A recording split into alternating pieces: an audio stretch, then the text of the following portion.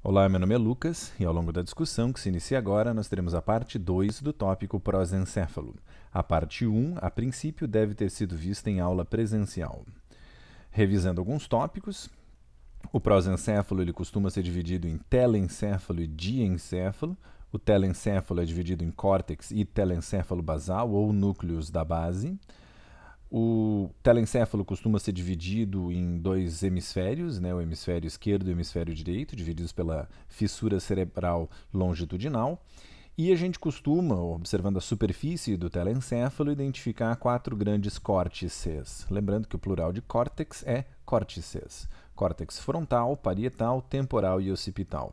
O córtex frontal foi discutido na primeira parte, como eu mencionei a princípio em aula presencial. Na discussão de hoje nós falaremos de córtex parietal, occipital, temporal e outras estruturas do prosencéfalo. A gente viu na discussão de córtex frontal, a gente falou sobre a existência do homúnculo motor, aquela representação que o nosso corpo tem sobre o córtex motor, e a gente vai trazer na discussão de hoje um outro homúnculo com uma estrutura muito semelhante. A gente começa a discussão dessa parte com o córtex parietal. A primeira área que a gente destaca é o córtex somatosensorial. Somato é corpo, sensorial é de sensação. Então essa região de córtex parietal ela vai ser importante para perceber os estímulos que chegam no nosso corpo, sejam eles estímulos de toque, sejam eles estímulos de dor, sejam eles estímulos de temperatura. Assim como a gente tinha o homúnculo motor sobre o córtex motor, a gente tem o homúnculo sensorial presente no córtex somatosensorial. Então, cada parte do córtex somatosensorial vai ter neurônios especializados em sentir uma determinada região do nosso corpo. A gente tem que lembrar que o córtex ele faz uma curvinha ali para o meio, então a região ali de pernas, pés, não está visível na superfície, fica ali bem na região onde os dois hemisférios estão um próximos do outro. Então, córtex somatosensorial, primeiro grande pedaço, e a gente vai ter um homúnculo nele também. Segunda região que a gente destaca é o córtex parietal superior ou córtex parietal posterior. Essa estrutura de córtex é importante para fazer um mapa mental do mundo em que o sujeito está. A gente tem ali em destaque o córtex parietal superior esquerdo. Isso significa que essa região vai fazer um mapa mental do mundo do lado direito do indivíduo. A gente tem que lembrar que, como a maior parte das coisas em córtex, os lados eles são invertidos, eles são cruzados. O córtex somatosensorial esquerdo vai sentir o lado direito do corpo, enquanto que o córtex parietal posterior esquerdo vai perceber o mundo do lado direito do indivíduo. Então, indivíduos que sofreram lesão em córtex parietal superior, normalmente uma lesão de um lado apenas, é como se o mundo não existisse no lado oposto à lesão.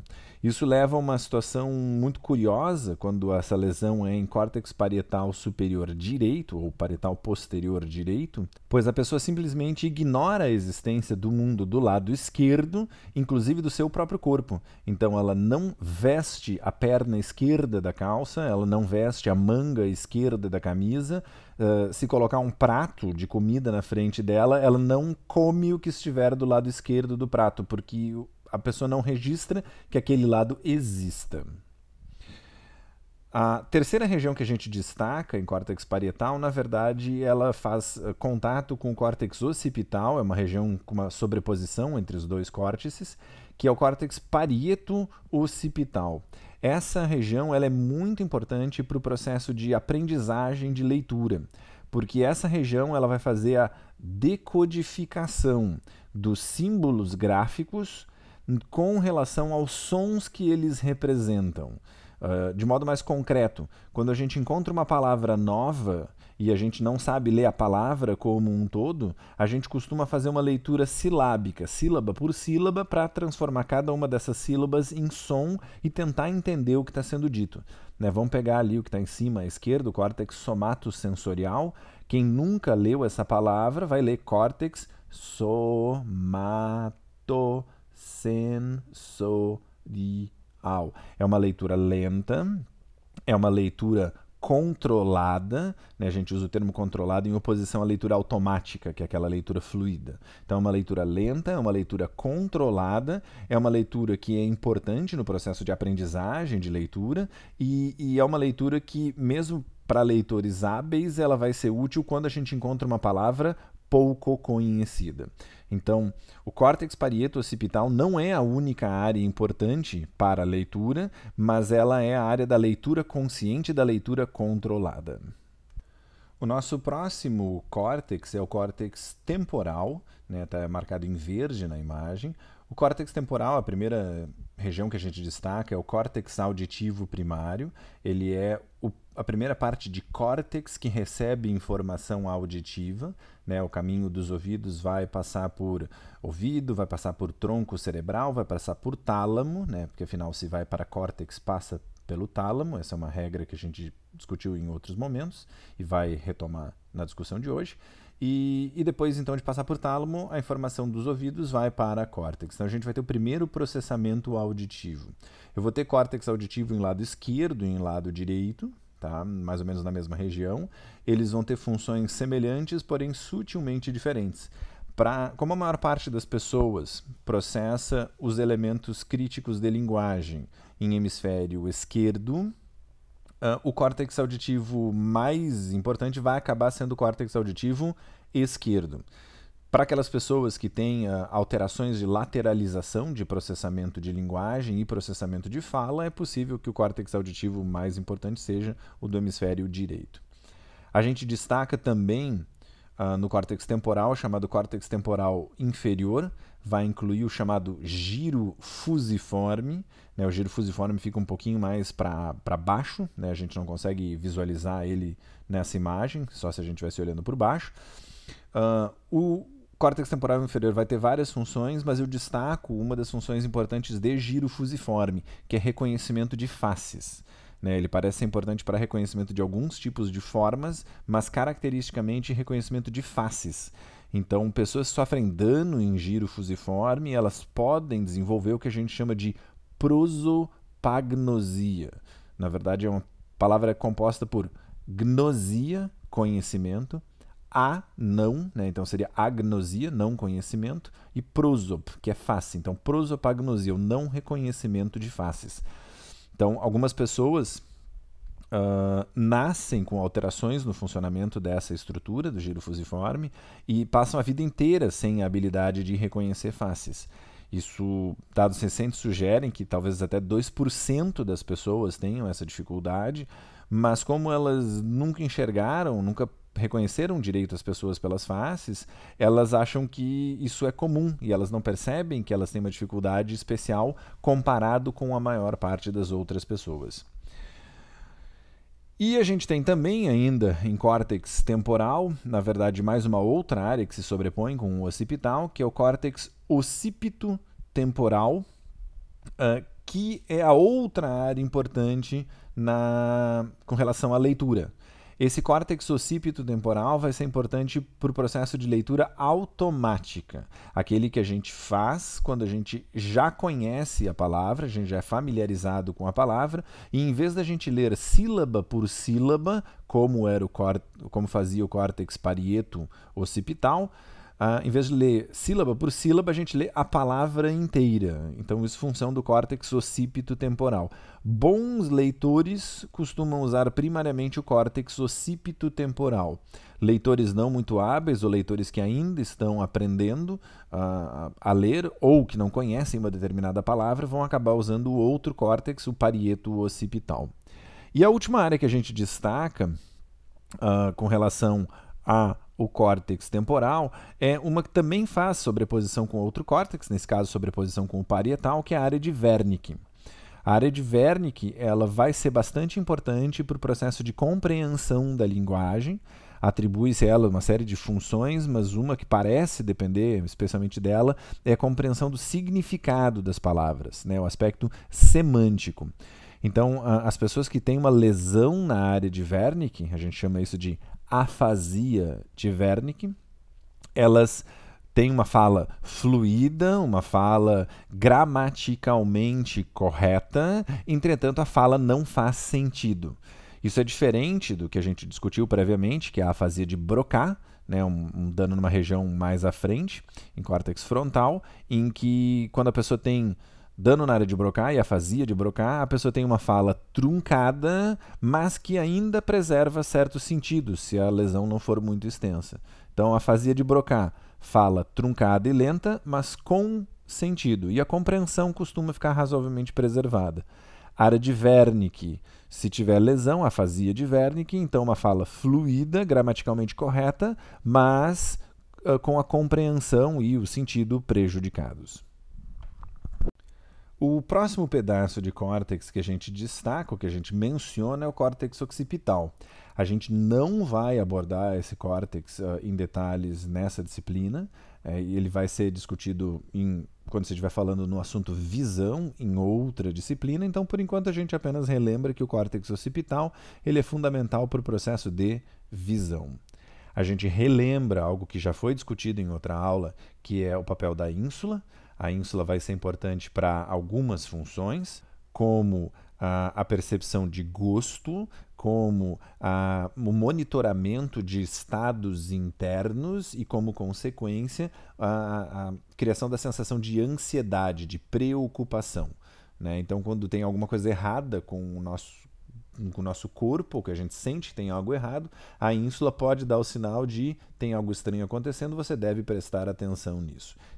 E uma situação especial ainda, que é nos casos de indivíduos que têm uma reduzida atividade em ínsula direita. Na imagem que a gente está vendo é a ínsula esquerda, mas é só projetar que a ínsula direita vai estar ali do outro lado. Então, uma reduzida atividade na ínsula direita, isso vai estar associado a um dos tipos mais comuns de depressão, né? Então, algumas pessoas ganham um diagnóstico de depressão por estarem num estado alterado que envolve redução de atividade em ínsula direita. Se a gente fizer um corte sagital no cérebro, cortando ele bem ao meio, a gente consegue observar algumas coisas que não se observa na superfície olhando por fora. A primeira coisa que eu destaco é a fissura parieto-occipital. A gente consegue perceber que, olhando pelo meio, o occipital e o parietal são facilmente divisíveis, né? Olhando na superfície, eles são por fora, não se consegue perceber muita diferença, né? Onde termina um, onde começa o outro, mas por dentro a distinção é bem fácil. A gente destaca também o corpo caloso, que é a principal das conexões entre hemisfério esquerdo e hemisfério direito, é a principal das comissuras, é essa massa sólida esbranquiçada que vai desde ali mais ou menos da frente até a parte de trás. E, extremamente importante, vai ser o córtex cingulado. A minha representação está um pouco limitada, porque os recursos gráficos que eu tenho disponíveis nesse software não são lá muito precisos, mas é o pedaço de córtex que faz a volta no corpo caloso, né? Então, se a gente olhar o corpo caloso ali, o pedaço está dando a volta. O córtex cingulado ele vai ter várias funções, mas uma das funções bastante importantes é monitorar o estado externo do indivíduo. Assim como a ínsula monitora o estado interno, o cingulado, ou também o giro do cíngulo, é o mesmo nome, né? Ele monitora o estado externo do indivíduo. E alterações de função, de atividade no córtex cingulado podem também levar a situações de ansiedade, né? Especialmente uma preocupação com alguma coisa muito errada acontecendo do lado de fora. Normalmente é a ínsula que vai estar envolvida nisso, mas o cingulado pode participar também. E se o sujeito tiver, vão ser aquelas duas elipses mais de baixo, ali vai ser a região do cingulado anterior. Se o sujeito tiver um excesso de atividade em cingulado anterior, essa região está associada à sensação de sofrimento. O sujeito pode estar passando por uma situação de um episódio depressivo. Essa região do cingulado anterior, as duas elipses mais de baixo, ela costuma ficar mais ativa quando a gente está doente, né? Aquela sensação de estar se sentindo muito mal, de prostração, que é comum em situações de doença, especialmente em situações de infecção, né?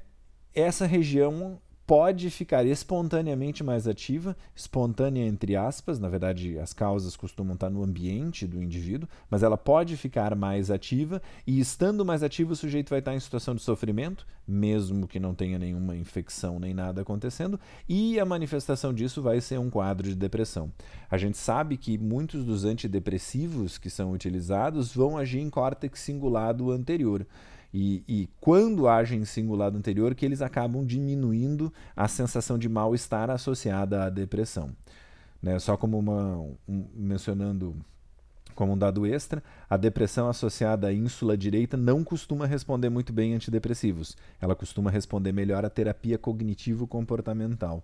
Então, no futuro, né, sabendo que existem pelo menos esses dois grandes tipos de depressão, depressão associada à ínsula direita e depressão associada a córtex cingulado anterior, no futuro, talvez, após um diagnóstico de depressão, se tente fazer uma tipagem da depressão que o sujeito está tendo para saber que tipo de intervenção vai ser mais produtiva para essa pessoa. E mudando um pouco agora para um corte coronal do telencéfalo, a gente consegue visualizar algumas estruturas. Uma delas a gente já mencionou antes, o corpo caloso. Ele está bem evidente ali ligando o hemisfério esquerdo e hemisfério direito. Também se consegue perceber com facilidade a separação entre substância cinzenta e substância branca. Né? Lembrando, substância cinzenta é onde ficam os neurônios, substância branca são os axônios que vão de um lado para o outro. A gente enxerga nessa imagem também ainda o hipocampo. Ele está indicado lá no lado direito, mas a gente vai ter hipocampo no lado direito e no lado esquerdo. A gente vê, na imagem está aqui na esquerda, a gente vai ter a amígdala cerebral, também tem dos dois lados, mas na imagem ela está sendo indicada apenas do lado esquerdo. E a gente tem também os corpos mamilares. Olhando um pouco com mais atenção para essas estruturas, a gente percebe que o hipocampo costuma ter essa aparência que eu costumo chamar de equivalente ou semelhante a duas salsichas, né? Começando lá na parte de trás do encéfalo, indo lá para a parte da frente. Na nossa imagem maior, o hipocampo ele está indicado ali em azul, tá? E o hipocampo vai ser muito importante para a formação da memória. Né? A gente sabe que alterações de hipocampo, danos no hipocampo, e, por exemplo, o dano no hipocampo é uma das coisas que acontece em Alzheimer, leva à dificuldade na formação de novas memórias. O hipocampo parece trabalhar junto com os corpos mamilares, porque a gente sabe que lesão em corpos mamilares também estão associados à dificuldade de formação de novas memórias. No caso, lesão de corpos mamilares é algo mais comum em indivíduos com alcoolismo crônico. Não estou falando da amnésia alcoólica, aquela situação que o sujeito bebeu demais num determinado evento e não lembra do que aconteceu naquelas horas em que ele estava embriagado, mas eu estou falando daquele sujeito que é um alcoolista crônico, que frequentemente se alimenta mal. Por se alimentar mal, ele tem uma deficiência de vitamina, especificamente a vitamina B1, também conhecida como tiamina, e essa falta de vitamina B1 leva a lesão em corpos mamilares, e os corpos mamilares lesionados vão levar a dificuldade na formação de memórias. Então, os corpos mamilares trabalham junto com o hipocampo, apesar de serem vistos como tendo um papel menor em termos de memória, eles são essenciais também. E a gente destaca a amígdala. Né? A gente consegue ver na imagem que está animada ali na esquerda. A amígdala são duas bolotinhas que ficam bem na frente do hipocampo. Né? O hipocampo termina e a amígdala fica logo ali próxima. A gente consegue observar na imagem maior que a amígdala são as duas bolotinhas que estão indicadas ali em roxo. Tá? E a amígdala é importante para o processamento de emoções, não apenas para a gente sentir emoções, como também para a gente reconhecer as emoções que estão sendo expressas por outras pessoas. Então, é muito raro as pessoas terem lesão de amígdala, né? Mas aquelas pessoas com lesão de amígdala costumam ter dificuldade em sentir emoções, especialmente sentir medo, tá? E em reconhecer emoções nas outras pessoas. Algumas pessoas que estão ouvindo essa discussão podem associar isso com psicopatia. Não é a mesma coisa, né? Psicopatia, as evidências que a gente tem hoje é que a amígdala do sujeito ela até existe e funciona, mas o córtex que recebe a informação da amígdala não está processando essa informação de modo adequado. Então, para tentar organizar uma lesão de amígdala, a pessoa tem dificuldade em sentir emoções. O indivíduo com psicopatia, ele até é capaz de sentir, ele só não se importa com isso e não leva em conta essas emoções no seu processo de tomada de decisão. Então, a psicopatia está associada com a amígdala, mas o problema não é na amígdala. O problema é no envio de informação para o córtex, que vai usar essa informação da amígdala. E a gente tem também, saindo dessas, continuando em estruturas profundas, mas saindo de córtex, porque hipocampo ainda era córtex, a amígdala já não é mais, a gente tem o telencéfalo basal, ou núcleos da base, ou gânglios da base. Gânglios da base é um nome mais antigo, telencéfalo basal é um nome relativamente comum. Eu confesso que eu prefiro núcleos da base, porque núcleo, grupo de neurônios com bordas bem definidas, da base do telencéfalo. A gente vê na imagem animada ali em destaque o núcleo caudado. Ele tem esse nome porque, dependendo de como a gente olha, parece a cauda de um animal, o rabo de um animal. Mas os núcleos da base têm outros componentes. A gente consegue observar aqui o putamen, o caudado e o globo pálido. Essa é uma imagem, um corte anatômico. A gente consegue ver eles em mais destaque aqui nessa imagem esquemática. Vamos tentar fazer um pequeno exercício para ver se a coisa dá certo de sobreposição. Vou pedir que vocês observem ali o que está em azul claro, é a região do putamen. A gente vai e volta entre um slide e outro e a gente consegue reconhecer o putamen ali na imagem anatômica. Se a gente olhar ali o azul escuro, eu consigo ver o que é o globo pálido. De novo, eu vou e volto nas imagens sobrepostas e eu consigo enxergar a região do globo pálido ali, inclusive com a divisão. O globo pálido a gente tem o externo e o interno, e eu consigo ver que tem uma sutil divisão entre aquelas manchas levemente amarronzadas na imagem anatômica. E por fim, em marrom bem pequenininho, em cima do verde, eu tenho os dois pedaços do núcleo caudado, que fazendo esse exercício de novo a gente consegue localizar ali bem próximo dos ventrículos laterais, que são essas manchas pretas grandes. Então, seguindo com a imagem esquemática, que é de mais fácil visualização, os dois primeiros pedaços que a gente destaca são o caudado e o putamen, que conjuntamente são conhecidos como estriado.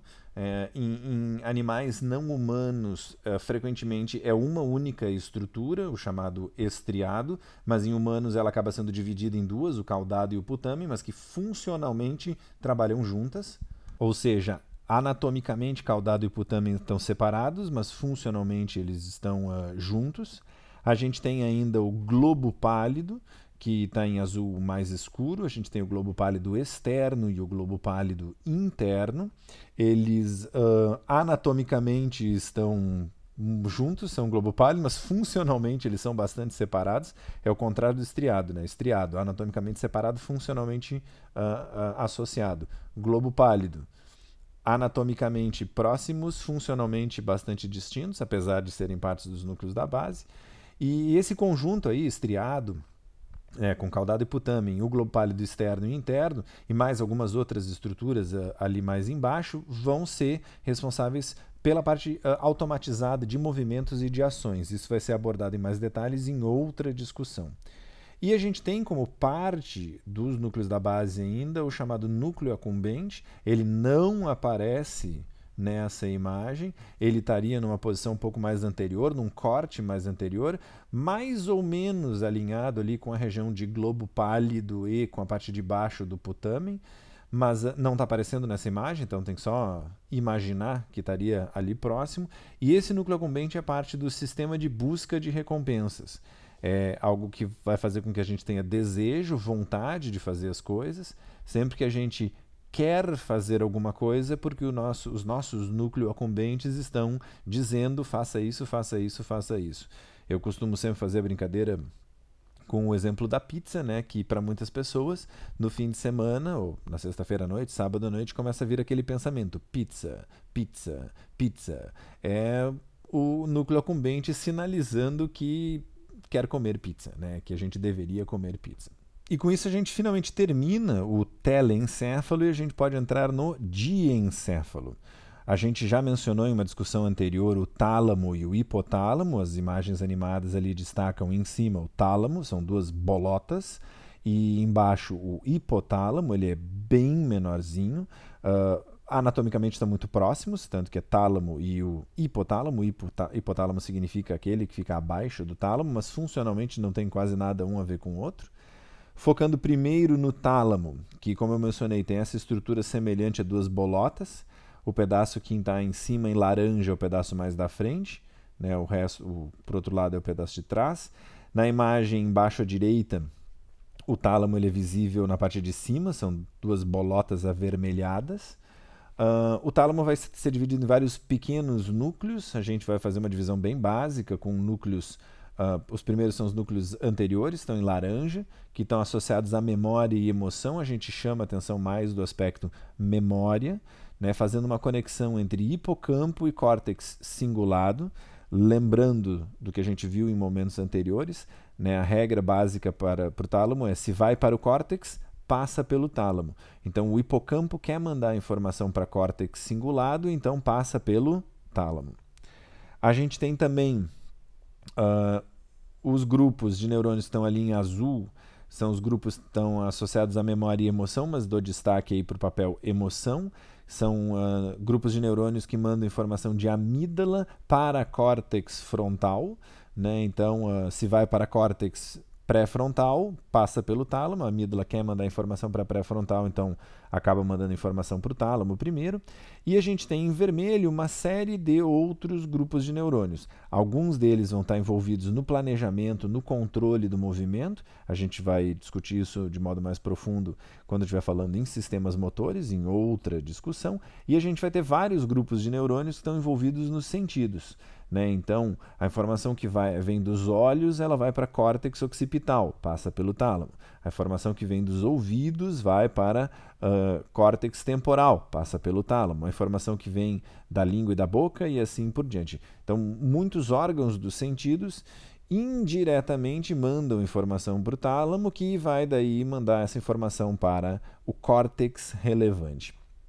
E dou um destaque especial por um grupo de neurônios no tálamo que não é visível pelo lado de fora. A gente tem ali na imagem embaixo à esquerda um corte como se fosse de uma dessas bolotas ali, em que a gente vê marcado em vermelho o núcleo centromediano. Ele parece ser essencial para o estado de consciência, né, para o sujeito estar desperto, estar alerta, e danos bilaterais, lesões dos dois lados, vão levar à perda de consciência, e é nessa região que os anestésicos gerais costumam funcionar. Então, o sujeito desliga quando o núcleo centromediano dele é desligado.